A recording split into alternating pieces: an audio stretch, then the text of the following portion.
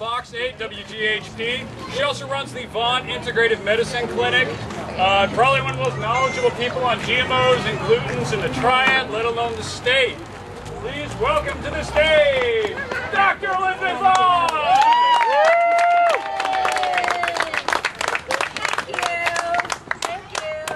And I want to thank Marcia. I'm getting this from her. I thought it was red, white, and black, which goes with the colors of the day. Woohoo! Yeah.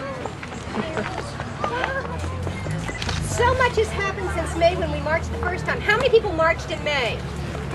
Raise your hand. Yeah. Raise your hand, Libby. Yeah. Raise your hand. Thank you very much. There has been so much that has happened. We are honestly reaching a tipping point now, where things are beginning to change.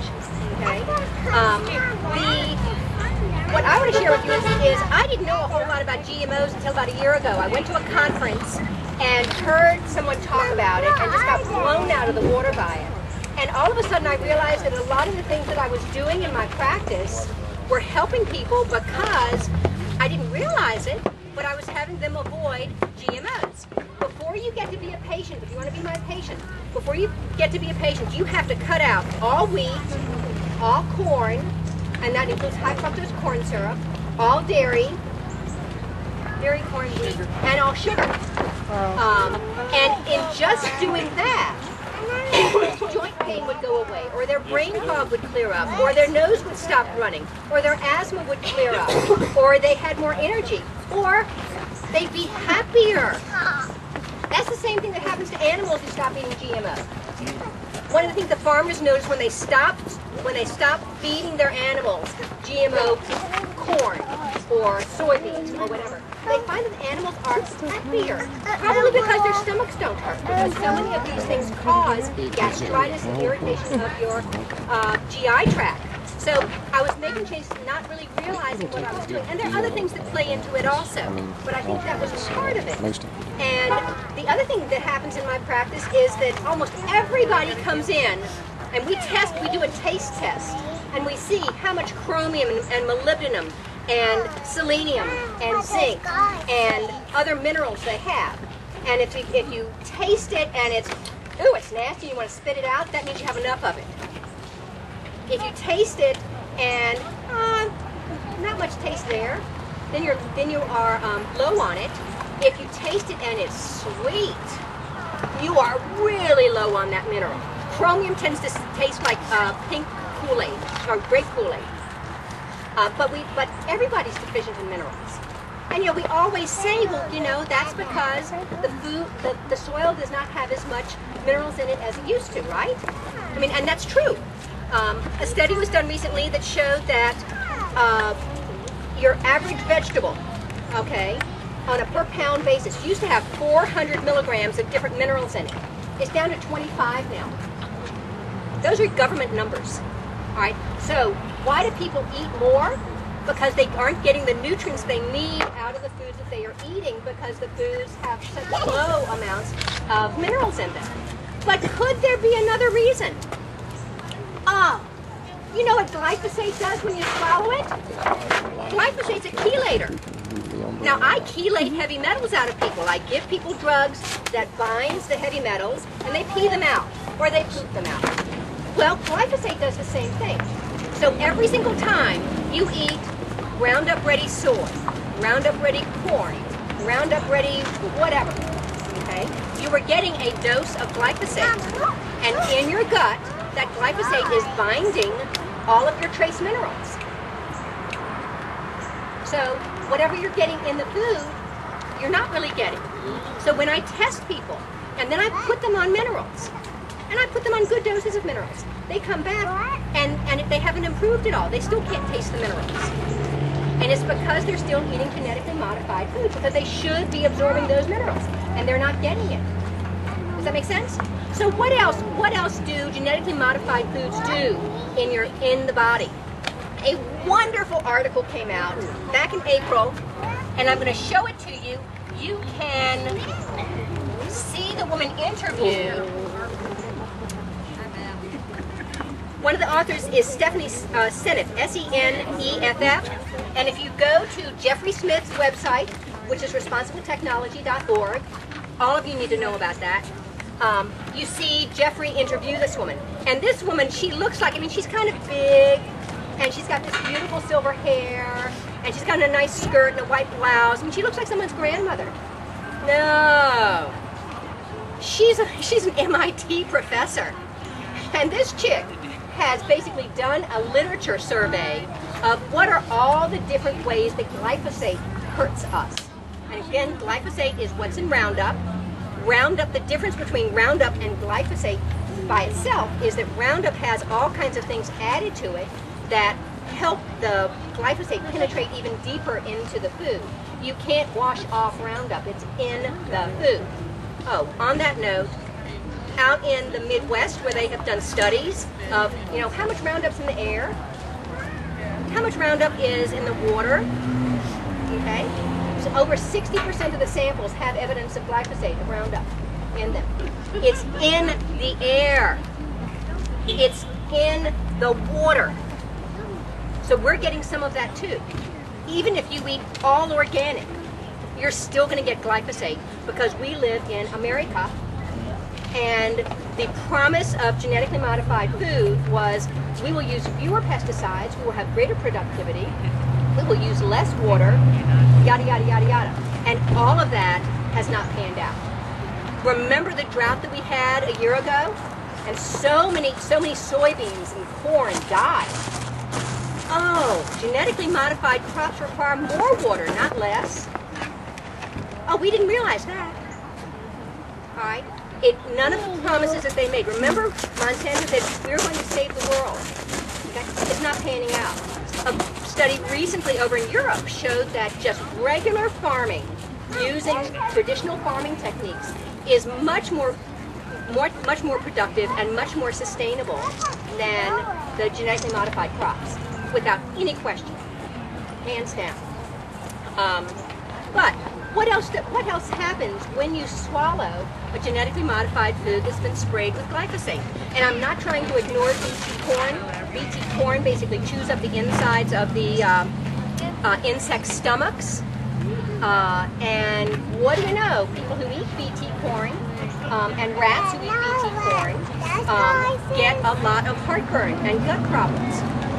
Okay, so there are problems with BT corn. I'll come back to that also. But with the glyphosate, what else does it do? What happens inside your gut? Well, the genetically modified DNA that's in the genetically modified food has sex with your bacteria, your gut bacteria. They have sex all the time with each other. But you know, if some genetically modified DNA comes across, hey, that's a new chick on the block, we'll have sex with you. So that DNA gets incorporated into the DNA in your bacteria. So you're changing your own gut flora. The glyphosate comes along, and glyphosate specifically tends to kill off bacteria that are friendly. Why are we having so many problems with E. coli and chicken? All of these bad germs that we get in the food now. It's because the glyphosate is selecting out the healthy bugs, and we are getting more dangerous bugs contaminating our food. Thank you, Monsanto. Okay. You know, everybody probably has heard about people needing stool transplants. Okay, that's been in the news. All right, maybe you haven't heard about it. Sorry. I hope you've eaten. But if this is what they are doing, because people who have Clostridia difficile or C. diff, which is a terrible infection in the gut that they can't get over, and they get hospitalized and people die from it. They've said it's post-antibiotic infectious diarrhea, Clostridia difficile, and nothing seems to treat it. Well, guess what gets selected out when you take genetically modified food that's been treated with glyphosate? C. diff. We all have some of it in our gut, but C. diff survives glyphosate. Does this make sense? Okay, so what else does glyphosate do? And this is all in Stephanie's article, and you can watch her get interviewed by Jeffrey Smith at responsibletechnology.org. It also interferes with our detox enzymes. So all of us get exposed to different chemicals in the environment, and our body has to detox these things and get them out of our bodies. Well, glyphosate bolloxes up those different enzymes. And so we are more polluted because we cannot eliminate the toxins that we are exposed to, courtesy of glyphosate being there. All right? And I can go on and on and on in terms of how bad glyphosate is. But these are just several different ways that it's damaging our body. Watch the video. Stephanie makes clear associations with autism, Alzheimer's disease, heart disease, diabetes, obesity. If you have a problem and you cannot control your mouth in terms of, and you have to have carbohydrates, you don't have enough serotonin, well, your body can't make serotonin if you've been poisoned with glyphosate. One of the things I see when I get people off of genetically modified food is, oh, they lose weight, they have better control over their mouth, they don't have the cravings they did before. It's because they're making their own serotonin again. And you can't do that when you have glyphosate on board.